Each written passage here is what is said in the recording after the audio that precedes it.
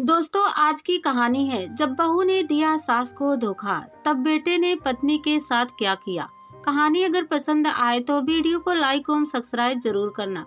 गाड़ी की रफ्तार धीरे धीरे कम हो रही थी। सुनील ने झांक कर देखा, स्टेशन आ गया था। गाड़ी प्लेटफॉर्म पर आकर खड़ी हो गई थी। प्रथम श्रेणी का कूपा था, इसलिए यात्रियों को चढ़ने उतरने की जल्दी नहीं हो रही थी। सुनील इत्मीनान से अटैची लेकर दरवाजे की ओर बढ़ा।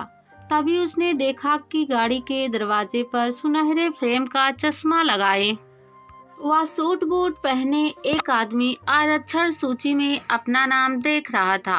उस आदमी को अपना नाम दिखाई दिया तो उसने पीछे खड़े कुली से सामान अंदर रखने को कहा। सुनील को उसकी आकृति कुछ पहचानी सी लगी, पर चेहरा तिरछा था, इसलिए दिखाई नहीं दिया। जब उसने मुंह घुमाया तो दोनों की नजरें मिली। क्षणांश में ही दोनों दोस्त गले लग गए। सुनील के कॉलेज के दिनों का साथी विजय था। दोनों एक ही छात्रावास में कई साल साथ रहे थे। सुनील ने पूछा, आजकल कहाँ हो, क्या कर रहे हो? विजय बोला, यहीं दिल्ली में अपनी फैक्ट्री है। तुम कहाँ हो? सरकारी नौकरी में उच्च अधिकारी हूँ। दौरे पर बाहर गया था। मैं भी यही दिल्ली में ही हूँ। वह बातें कर ही रहे थे कि गाड़ी की सीटी ने व्यवधान डाला। एक गाड़ी से उतर रहा था, दूसरा चढ़ रहा था। दोनों ने अपने अपने विजिटिंग कार्ड निकालकर एक दूसरे को दिए। सुनील गाड़ी से उतर गया। दोनों मित्र एक दूसरे की ओर देखते हुए हाथ हिलाते रहे। जब गाड़ी आंखों से ओझल हो गई तो सुनील के पांव घर की ओर बढ़ने लगे। टैक्सी चल रही थी, पर सुनील का मन विजय में रमा था। विजय और वह छात्रावास के एक ही कमरे में रहते थे। विजय का मन खेलकूद में ही लगा रहता था, जबकि सुनील की आकांक्षा थी कि किसी प्रतियोगिता में चुना जाए और उच्च अधिकारी बने। इसलिए हर समय पढ़ता रहता था। जब तक विजय उसे टोकता था, क्यों किताबी कीड़ा बना रहता है, जिंदगी में और भी चीजें हैं, उनकी ओर भी देख। मेरे कुछ सपने हैं कि उच्च अफसर बनूं, कार हो, बंगला हो। इसलिए मेरी माँ मेरे सपने को पूरा करने के लिए जेवर बेचकर मेरी फीस भर रही है। उसकी सब तमन्नाएं पूरी हो गई थी, पर विजय से मिलने के बाद उसे ताज्जुब हो रहा था कि वह भी उसी की तरह गरीब परिवार से था। उसका यह काया पलट कैसे हो गया? एक फैक्ट्री का मालिक कैसे बन गया? इसी उधेड़ बुन में वह घर पहुंचा। नौकर रामू ने कार का दरवाजा खोला। घर के अंदर मेज पर माँ की बीमारी का तार पड़ा था। पड़ोसनी चाची ने बुलाया था। रामू ने बताया, मेम साहब अपनी सहेलियों के साथ घूमने गई है। सुनते ही सुनील को गुस्सा आ गया। वह सोच रहा था कि जब माँ का तार गया था तो रीता को उनके पास जाना चाहिए था। वह उल्टे पांव बस अड्डे की ओर चल दिया। वह रह रहकर रीता पर खींच रहा था कि उसे माँ की बीमारी की जरा भी परवाह नहीं है। माँ बेटे को देख प्रसन्न हो उठी। पड़ोसनी चाची ने बताया, तेरी माँ को तेज बुखार था, हम तो घबरा गए, इसलिए तुझे तार दे दिया। रीता को क्यों नहीं लाया? वह अपनी माँ के पास गई है। घर होती तो अवश्य आती। सुनील जानता था कि गांव के माहौल में माँ के साथ रहना रीता को गंवारा नहीं है। माँ भी उसकी आदतें जानती थी, इसलिए उन्होंने अधिक कुछ नहीं कहा। दूसरे दिन सुनील लौट आया था। रीता ने माँ की बीमारी के बारे में ज्यादा पूछताछ नहीं की थी। अगली सुबह वह अभी दफ्तर पहुंचा ही था कि रीता का फोन आ गया। आज घर में पार्टी है, नौकर नहीं आया है, तुम दफ्तर के किसी आदमी को थोड़े देर के लिए भेज दो। सुनील कुड़ गया, पर कुछ सोचते हुए बेरुखी से बोला, ठीक है, भेज दूंगा। शाम को वह घर पहुंचा। सोचा था कि थोड़ी देर आराम करेगा और कॉफी पीकर थकान मिटाएगा। वह रीता के पास पहुंचा। वह लेटी हुई पुस्तक पढ़ रही थी। सुनील को देखकर बोली, आज मैं तो बहुत थक गई। नौकर भी नहीं आया, अब तो उठा भी नहीं जा रहा है। पर किट्टी पार्टी बहुत अच्छी रही। रमी में बार बार हारती ही रही, इसलिए थोड़ा जी खट्टा हो गया। आज तो रात का खाना बाहर ही खाना पड़ेगा। रीता की बातें सुन सुनील की कॉफी पीने की इच्छा मर गई। वह पलंग पर लेट गया और सोचने लगा, रीता का समय या तो घूमने में व्यतीत होता है या सखियों के साथ ताश खेलने में। घर के कामों में तो उसका मन ही नहीं लगता है, इसलिए मोटी और भद्दी होती जा रही है। जब कभी मैं राय देता हूँ कि घर के कामों में मन नहीं लगता है तो मत करो, लेकिन घूमने या रमी खेलने के बजाय कुछ रचनात्मक कार्य करो तो चिढ़ उठती है। सोचते सोचते सुनील सो गया। 9 बजे रीता ने जगाया, चलिए किसी होटल में खाना खाते हैं। ना चाहते हुए भी सुनील को उसके साथ जाना पड़ा। सुबह सुनील दफ्तर जाने लगा तो रीता बोल उठी, दफ्तर पहुंचकर ड्राइवर से कहिएगा कि कार घर ले आए, कुछ खरीदारी करनी है। कल ही तो इतना सामान खरीद कर लाई हो, आज फिर कौन सी ऐसी जरूरत पड़ गई। अपने दोनों बच्चे मंसूरी में पढ़ रहे हैं, उनका खर्च भी है। इस तरह तो तनख्वाह में गुजारा होना मुश्किल है, ऊपरी आमदनी भी कम है। लोग पैसा देते हैं तो 10 काम भी निकालते हैं। सुनते ही रीता के माथे पर बल पड़ गए। बड़े भैया भी इसी पद पर हैं, लेकिन उनकी सुबह तो तोहफों से शुरू होती है और रात नोट गिनते हुए व्यतीत होती है। वह तो कभी टोका टाकी नहीं करते। आजकल जमाना खराब है, बहुत सोच समझ कर कदम बढ़ाना पड़ता है। अगर कहीं छानबीन हो गई तो सारी इज्जत खाक में मिल जाएगी। सुनील बोला। रीता रुआसी हो गई। कार क्या मांगी, 50 बातें सुननी पड़ी। सुनील रीता के आंसू नहीं देख सकता था। माफी मांगकर उसके आंसू पोंछने के लिए रुमाल निकाला तो जेब से एक कार्ड गिर पड़ा। कार्ड देखकर विजय का ध्यान आ गया। मेरे कॉलेज के दिनों का मित्र इसी शहर में रह रहा है, मुझे पता ही नहीं चला। अब किसी दिन उसके घर चलेंगे।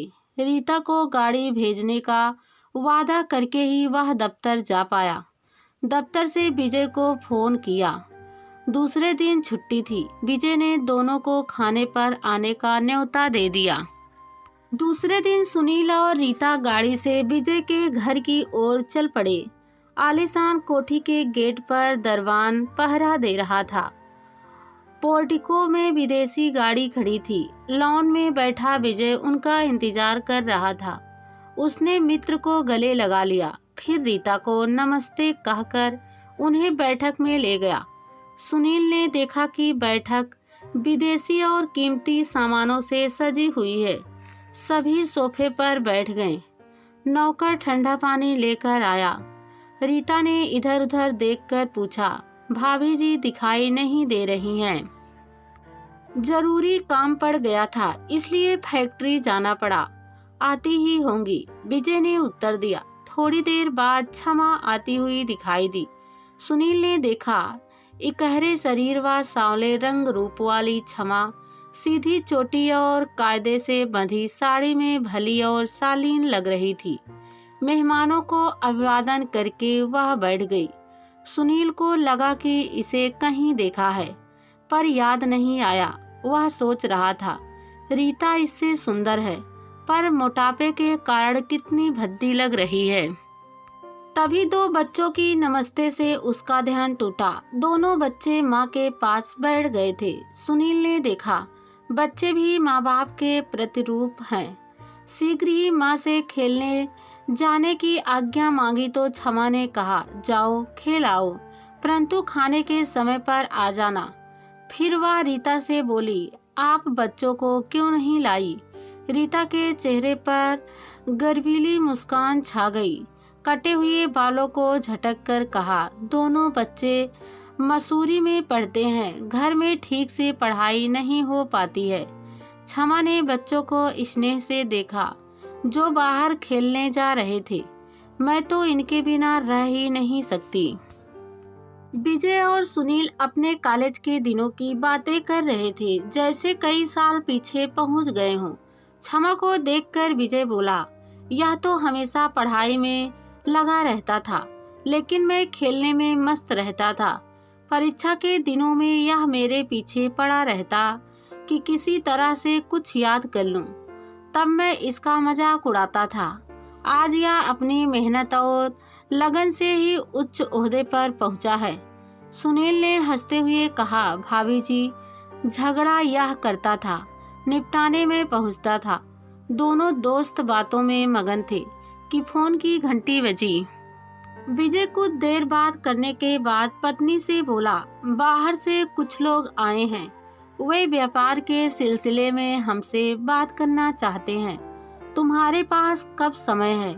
वही समय उन्हें बता दूं। जरूरी मीटिंग है, हम दोनों को जाना होगा। क्षमा ने घड़ी देख कर कहा, कल की मीटिंग रख लीजिए, मैं फैक्ट्री पहुंच जाऊंगी।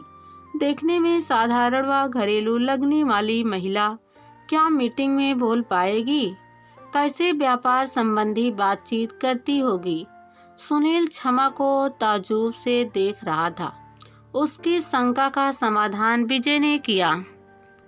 क्षमा बहुत होशियार है, कुशाग्र बुद्धि और मेहनती है। इन्हीं की असाधारण प्रतिभा और मेहनत के कारण ही छोटी सी दुकान से शुरू करके आज हम फैक्ट्री के मालिक बन गए हैं। क्षमा ने बातों का रुख बदलते हुए कहा, चलिए, खाना लग गया है। सभी भोजन कक्ष में आ गए थे तो क्षमा ने बच्चों को भी बुला लिया। खाने की मेज पर कुछ भारतीय तो कुछ विदेशी व्यंजन दिखाई दे रहे थे। रीता ने कहा, आपको तो घर का काम देखने की फुर्सत ही नहीं मिलती होगी, क्योंकि फैक्ट्री में जो व्यस्त रहती हैं। विजय ने पत्नी की ओर प्रशंसा भरी नजरों से देखते हुए कहा, यही तो इनकी खूबी है, खाना अपने तरीके से बनवाती हैं। जिस दिन ये रसोई में नहीं जाती तो बच्चों का और मेरा पेट ही नहीं भरता। बच्चे खाना खाकर अपने कमरे में जा चुके थे। उनके हंसने बोलने की आवाजें आ रही थी। सारा माहौल अत्यंत खुशनुमा प्रतीत हो रहा था, जबकि सुनील को अपना सूना घर कभी कभी अखर जाता था। वह तो चाहता था कि बच्चे घर पर ही पढ़ें, पर इससे रीता की आज़ादी में खलल पड़ता था। दूसरे, जिस तरह का जीवन रीता जी रही थी, उस माहौल में बच्चे पढ़ ही नहीं सकते थे, इसलिए उन्हें मसूरी भेज दिया था। जाड़ों की धूप का अलग ही आनंद होता है। खाना खाकर सभी धूप में बैठकर गपशप करने लगे। गर्मा गर्म कॉफी भी आ गई। विजय ने पूछा, माँ कैसी है? मुझे तो उन्होंने बहुत प्यार दिया है, वे रुड़की से आना ही नहीं चाहती। हम लोग तो बहुत चाहते हैं कि वह यहीं रहे। सुनील ने उदास स्वर में उत्तर दिया। विजय ने बताया, क्षमा का मायका भी रुड़की में ही है। इस तरह तो तू उसका भाई हुआ और मेरा साला भी बन गया।